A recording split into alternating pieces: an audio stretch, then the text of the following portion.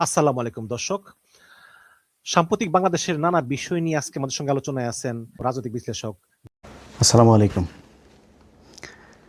মির্জা আব্বাস ভাই অসুস্থ এবং সে অসুস্থতার কারণে অনেকেই সোশ্যাল মিডিয়াতে বিভিন্ন জায়গাতেই দেখলাম, ভিজিট করে সম্ভবত যারা বিএনপির ভাই বোনেরা আছেন তারা বোধহয় বেশিরভাগ এইসব লেখাগুলো লিখছেন যে নাসিরউদ্দিন পাটোয়ারি হচ্ছে গিয়ে এই মির্জা আব্বাসের অসুস্থতার জন্য কারণ।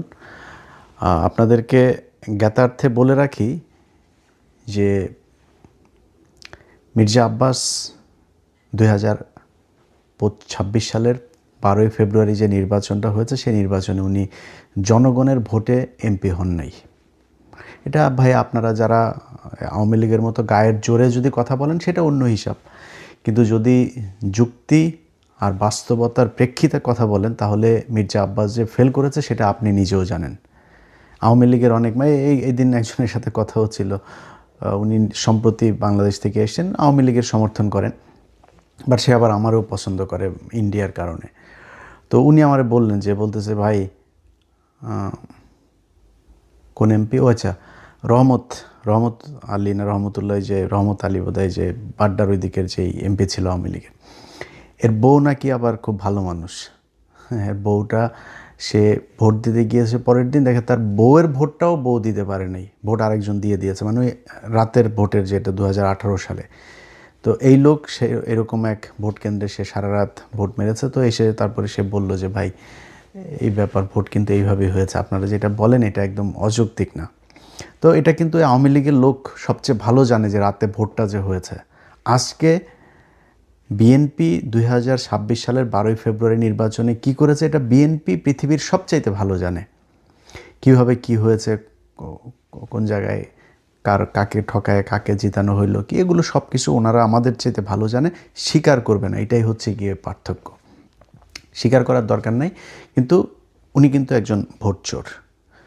এবং দুনিয়াতে আপনি চুরি, বাটপারি, শয়তানি সব কিছু করবেন আর আপনি অসুস্থ হইলে সব কিছু মাফ হয়ে যাবে, বিষয়টা এরকম না। বাট আমাদের ভেতরে ওইটুকু মনুষ্যত্ববোধ, মানবতাবোধ, সৌজন্যতাবোধ আছে সেইটুক, যে একজন মানুষ অসুস্থ হয়েছে, মানুষ তো যাই হোক আশরাফুল মাখলুকাত হিসাবে আমি তাকে, তারপরে সে মুসলমান, আমি তাকে ভাই মনে করি, ভাই হিসাবে আল্লাহর কাছে দোয়া চাই আল্লাহ যেন ওনাকে সুস্থ করে দেখ।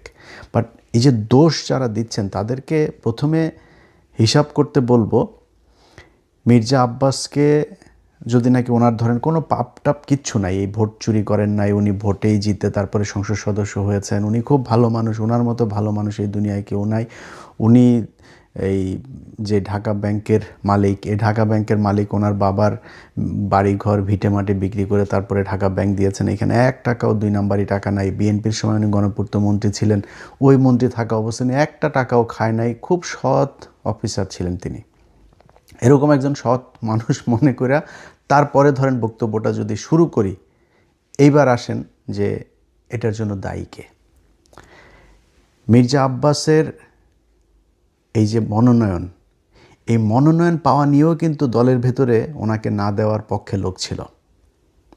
জিজ্ঞেস করেন বিএনপি লোকজনের, যারা বিএনপি, আমরা তো ভাই মানে আওয়ামী বিরোধী ছিলাম, বিএনপির সাথে তো আমাদের সম্প্রতি সম্পর্ক, বিএনপি আমাদেরকে শত্রু মনে করে, বাট বিএনপির ভেতরে তো অনেক বন্ধুবান্ধব আছে, অনেক সূত্র আছে, অনেক সাথে এখনও ভালো সম্পর্ক আছে। ওনাদের কাছে জিজ্ঞেস করেন আপনারা। ওনার স্ত্রী আফরোজা বেগম, উনি আপনার এমপি নির্বাচন করতে চেয়েছিলেন, যেখানে ওই যে হাবিবুর আছে না, ছাত্রলীগের সাবেক ছাত্রলীগের যে হাবিবুর, এই হাবিব হচ্ছে গিয়ে আপনার ওই আসনে আফরোজা চেয়েছিলেন, মানে মির্জা আব্বাসের স্ত্রী, ওনার পুরো নামটা আমার মনে নেই, ওনার স্ত্রী চেয়েছিলেন ওইখানে দাঁড়াইতে, খুব চেষ্টা করেছেন, ওনাকে দেওয়া হয় নাই। মির্জা আব্বাস এমপি হওয়ার পরে মন্ত্রণালয়ে মানে মন্ত্রিসভা গঠন হইল, সেই মন্ত্রিসভার ওইখানে কি মির্জা আব্বাসকে মন্ত্রণালয়ে দেওয়া হয়েছে? বলেন, আপনারা বলেন। বিএনপির যারা মির্জা আব্বাসের দেখলাম ওনারা দেখার জন্য সোজা প্রধানমন্ত্রী নিজেও গিয়েছেন ইয়েতে দেখা করার জন্য, হসপিটালে দেখা করার জন্য। তো উনি খুব গুরুত্বপূর্ণ এই কারণেই তো গিয়েছেন। তো ঠিক আছে, আমরা ধরে নিলাম যে ওনাকে বিএনপি খুব পছন্দ করত। ওনাকে মন্ত্রী পদমর্যাদায় উপদেষ্টা বানানো হলো। এই আওয়ামী লীগের সময় মনে আছে আপনাদের একবার ওই যে দপ্তরবিহীন মন্ত্রী একজন ছিল, কে যেন আমি ভুলে গেছি এই লোকটার নাম। কাউকে একজনকে দপ্তরবিহীন মন্ত্রী বানানো হয়েছিল, সুরঞ্জিত সেন গুপ্ত টুপ্ত বা কাউকে একজনকে, আমার মনে নাই তার নাম। তার নিয়ে আমরা খুব হাসাহাসি করতাম, ট্রল করতাম ফেসবুকে। তো এই যে মির্জা আব্বাস, গয়েশ্বরচন্দ্র রায়, এরকম কয়েকজনকে দপ্তরবিহীন মানে এই মন্ত্রীর পদমর্যাদায় উপদেষ্টা বানিয়েছে না, এটা কিন্তু গালের মধ্যে একটা জুতা মারা। মির্জা আব্বাস ওই জুতায় কতটা কষ্ট পেয়েছেন সেটা আপনারা মানে বাস্তবতা দিয়ে আপনাদেরকে আমি বুঝিয়ে দেই। আপনাদের মনে আছে গয়েশ্বরচন্দ্র রায় এই উপদেশটা বানানোর পরের দিন একটা বক্তব্য দিয়েছিল, মনে আছে আপনাদের? পৃথিবীতে যতদিন বেঁচে থাকবে কোনো দিন গয়েশ্বরচন্দ্র রায় মন্ত্রী হবেন না। উনি নিজে বলেছেন, আমি কোনো দিন মন্ত্রী হব না যতদিন পৃথিবীতে বেঁচে থাকব। কত কষ্ট পেলে তারপরে একজন মানুষ এই কথা বলতে। আপনার কি মনে হয় না মির্জা আব্বাসও ওই একই রকম কষ্ট পেয়েছে? মির্জা আব্বাসও পেয়েছে। অতএব মির্জা আব্বাসের যদি নাকি এই কষ্ট, এই ব্রেনের উপরে যে এই চাপ যদি কেউ দিয়ে থাকে, সেটা বিএনপি দিয়েছে, নাসিরউদ্দিন পাটোয়ারি দেয়নি। এখন তারপরও আপনারা ধরেন তর্কের খাতিরে যদি তর্ক করতে যান, নাসিরউদ্দিন পাটোয়ারিকে এখন অনেকেই বলছেন মামলা টামলা করবেন, ওনার বিরুদ্ধে কথাবার্তা বলছেন। নাসিরউদ্দিন পাটোয়ারির জায়গায় যদি নাকি মির্জা আব্বাসকে হারানো হইতো, নাসিরউদ্দিন পাটোয়ারি এখনো পর্যন্ত তো জীবিত আছে, সুস্থ আছে, ওরে পিটাই মেরে ফেলতো বিএনপির লোকজন। মনে আছে আপনাদের? মির্জা আব্বাসের বউ নিজে চলে গিয়েছে আপনার কেন্দ্রে, নিজে কেন্দ্রে গিয়ে, সে ভিডিও দেখেছেন আপনারা? নিজে গিয়া একজন বউ তো, ক্যান্ডিডেটের বউ তো এইভাবে যায় ভোট গণনা করতে পারে না, তাই না? তার এখানে ঢোকারই এখতিয়ার ছিল না, সে সেখানে গিয়েছে। গিয়ে তারপরে সেটা নিয়ে আপনারা সোশ্যাল মিডিয়া, নিউজ, পত্রিকা, টেলিভিশন সব জায়গায় দেখেছেন এই খবর। কেন গিয়েছিলেন? ভোট চুরি করতে গিয়েছেন। আপনি ভোট চোরের বউ, আপনি ভোট চোর। যদি বলেন যে নাসিরউদ্দিন পাটোয়ারির কারণেই সে মারা গিয়েছে, নাসিরউদ্দিন পাটোয়ারির কারণেই সেটা হয়েছে, নাসিরউদ্দিন পাটোয়ারির এইটুক দায়িত্ব নিয়ে নেওয়া উচিত।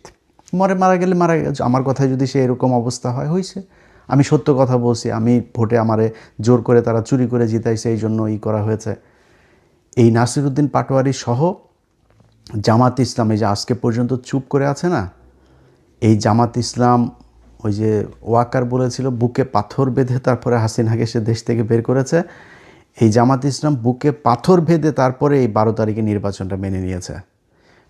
কারণ জামাত ইসলামকে বলা হয়েছিল শুধু এক জায়গা থেকে না, আপনাদেরকে বললাম না, এটা জামাতের কেন্দ্রীয় নেতাদের সাথে যাদের পরিচয় আছে তারা জিজ্ঞেস করে নিয়েন যে কোন কোন জায়গা থেকে, দেশের ভেতর বাহির, উত্তরপাড়া দক্ষিণপাড়া বিভিন্ন জায়গা থেকে, কোন কোন জায়গা থেকে তাদেরকে বারবার ওয়ার্নিং দেওয়া হয়েছে। জামাত কিন্তু চেয়েছিল প্রতিবাদ করতে, রাস্তায় নেমে যেতে চেয়েছিল, এটা নিয়ে ব্যাপক গ্যাঞ্জাম তাদের করার লোকও ছিল, প্রস্তুতিও ছিল, তারা করতেও ছিল, বাট তাদেরকে বারবার করা হয়েছে যে না, কোনো কিছু করা যাবে না।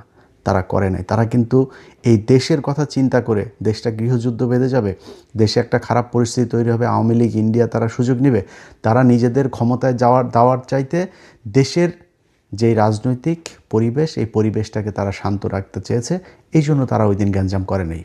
আপনার মনে হয় না যে জামাতের এইটুকু ক্ষমতা আছে? এবং আপনারা বলে রাখি, জামাত ইসলামের যদি নাকি মাঠে নামে পিটাপিটি করতে আসেন না, বিএনপি আপনারা পিটাপিটি করে পারবেন না ওদের সাথে। অনেক বড় বড় কথাবার্তা বলতে পারেন। ওই যে ছাত্রলীগ, আওয়ামী লীগের লোকজন মনে আছে, বিধবা নারীদের মতো জামাই মারা গেলে যেমন অসহায় হয়ে যায় না, ছাত্রলীগ, যুবলীগ, পুলিশ প্রশাসন ছাড়া ওইরকম আমরা ওদের বিধবা বলে খাপাইতাম। সবসময় পুলিশের পেছনে থেকে তারা বিশাল মাস্তানি করতো। আজ কোথায় রে বাবা তোরা? তোদের পুলিশ বাপ নাই আর সেনাবাহিনীর বাপেরা নাই, আজকে তোরা কোথায়? রাস্তায় আয়। আজকে তো রাস্তায় যাইতে পারিস না, তোর মারে খেদানোর পরে যখন বুঝছিস সরকার ক্ষমতায় নাই, 3 মিনিটের মধ্যে সারা দেশ থেকে তোরা উধাও হয়ে গেলি। এরকম আন্ডা বাচ্চা সহ পৃথিবীর ইতিহাসে কোনো দিন এরকম হয়নি। তোরা এখনও দেখা হইলে তারপরে বড় বড় কথাবার্তা করে, এই আশপাশের থেকে দেয়, এই আপনার আওয়াজ দেয় যে রাজাকার। তো রাজাকার আমি তো প্রাউডলি বলি রে বেটা, আমি রাজাকার, আমার বাপ রাজাকার। আমি আর আমার আব্বা দুইজনে মিলে তোদের মাদেরকে নিয়ে পাকিস্তানিতে দিয়ে আসতাম। এটা তো আমি নিজে বলি, স্বীকার করি। আমি কি বলদ, তোর বলদ মনে হয় আমারে? আমি ঠকবো কেন? আমি আর আমার বাবা দুজন মিলে পাকিস্তান ক্যাম্পে দিয়ে আসতাম মানে কি? তোদের মাদের বোনদেরকে মেয়েদেরকে দিয়ে আসতাম। তাহলে এখন পাকিস্তানের বীজ হলি কারা? তোরা।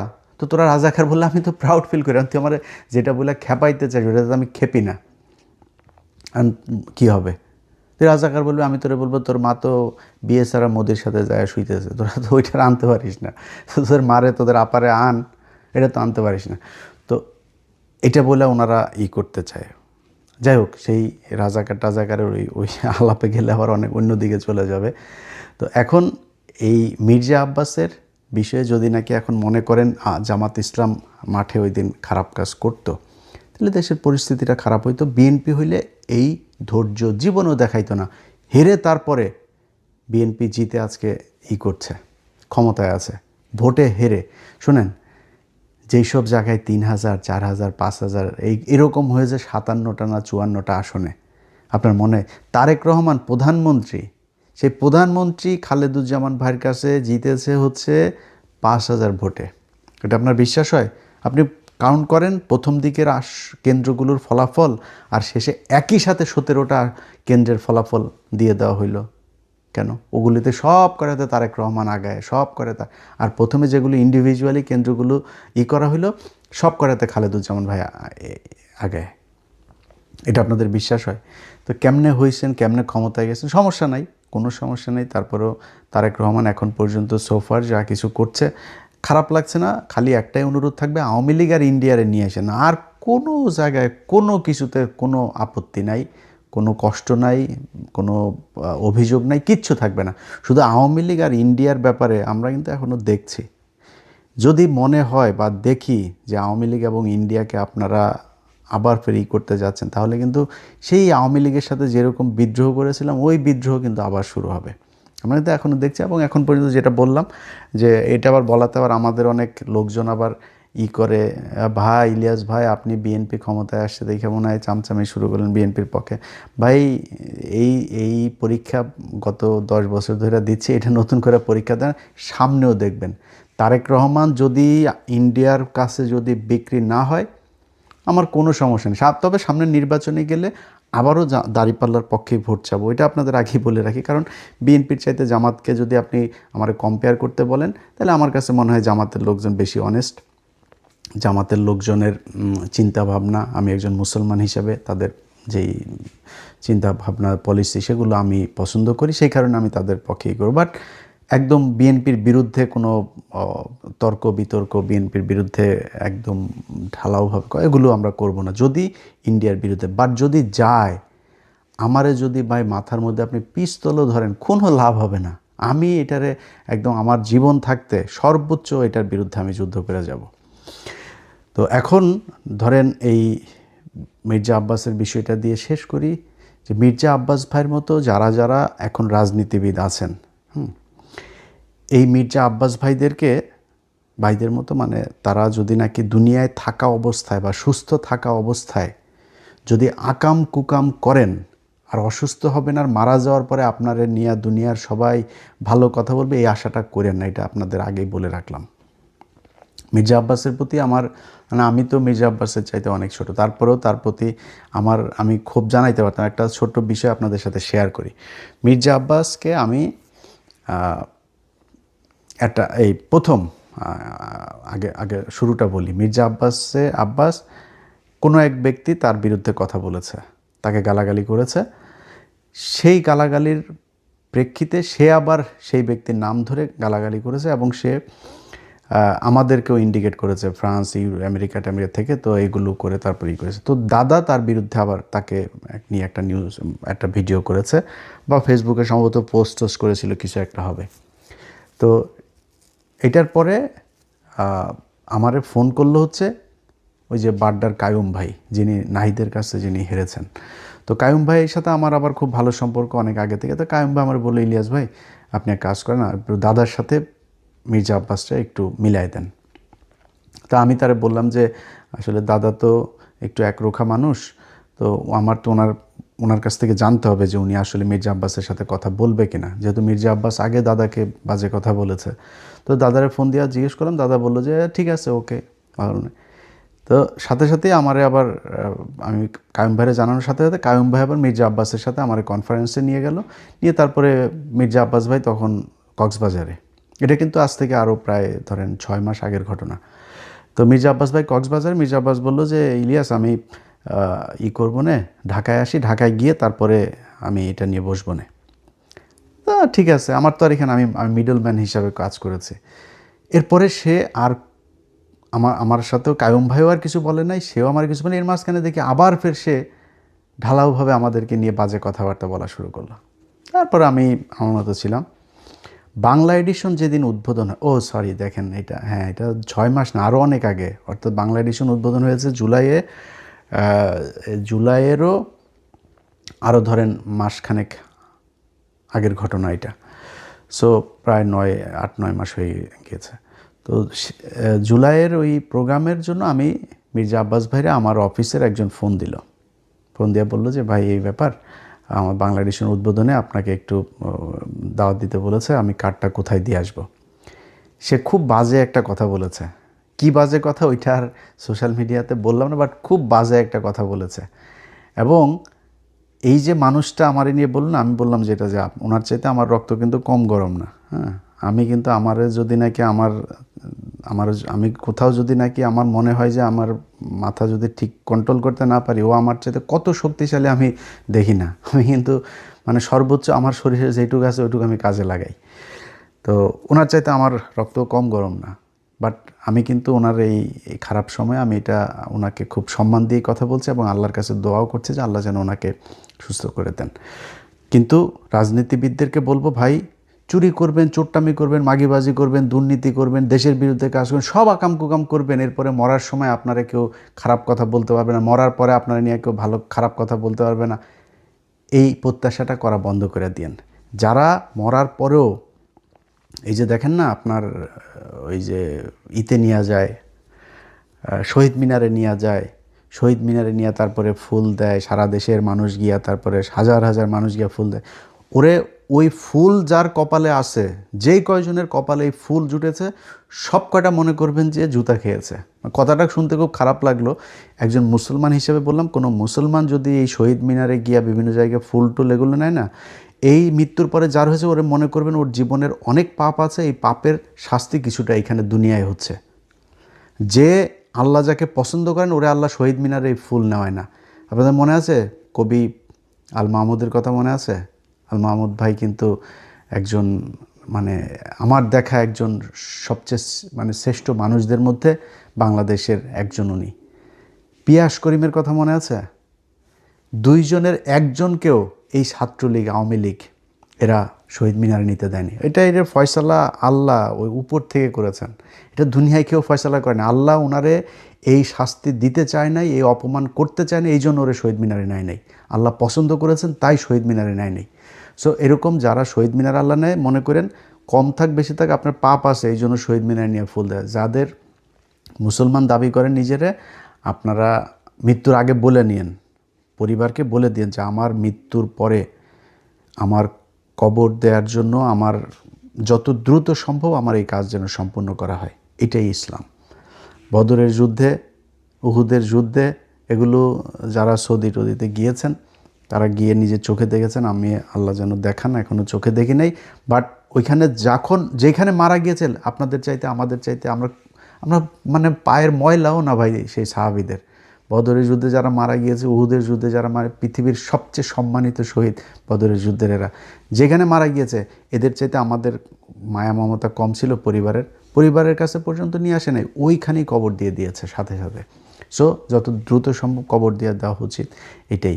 কিন্তু আমাদের দেশের সমস্যা হইল সব সারা জীবন করবে চুরি, ওনারে মৃত্যুর পরে ফুল দিতে হবে, আর উনি সারা জীবন ওনারে ভালো বলতে হবে, ওনারে নিয়ে খারাপ কোনো কিছু কেউ বলতে পারেন। ভাই আপনার সমালোচনা করবেই, ধরেন মির্জা আব্বাসে চান্দা আব্বাস বলতো, মির্জা আব্বাস যেই সংসদীয় আসনে পাশ করেছে বা নির্বাচন করছে, ওই সংসদীয় আসনের সম্পূর্ণ দায়িত্ব তার। মৌচাক মার্কেটের সামনে ভুয়া ফুটপাতে এই বসা, এখানে চাঁদাবাজি হয় না, এখানে গাড়িতে চাঁদাবাজি হয় না। মির্জা আব্বাস একসময় এই যাত্রাবাড়িতে ইয়ে করতো না, শ্রমিক ইউনিয়নের ইয়েতে ছিল না। মির্জা আব্বাসের এই বিশাল সম্পত্তির এসব হিসাব মির্জা আব্বাস দিতে পারবে? আল্লাহ মাফ করে দিক মির্জা আব্বাসকে। মির্জা আব্বাস ভাই, আমি সারা জীবন সত্যি কথা বলতে যদি আমার বলেন, আমি ওনারে বিশাল খারাপ কোনো কিছু, মানে মানুষ হিসাবে আমার সাথে এমন কোনো কিছু চোখে পড়ে নাই। বাট আল্লাহ জানেন, আল্লাহ সেটার বিচার করবেন। তারপরেও সব শেষ আবারও মুসলমান হিসাবে, মুসলমান ভাই হিসাবে মির্জা আব্বাস ভাই আল্লাহ বাঁচিয়ে রাখুক। আল্লাহ যদি ওনাকে নিয়ে যান, আল্লাহ যেন তাকে মাফ করে দেন। যারা দুনিয়ায় আমরা আছি, আল্লাহ যেন আমাদেরকে মাফ করে তারপরে মৃত্যুবরণ করেন। এইটুকু। আল্লাহ হাফেজ।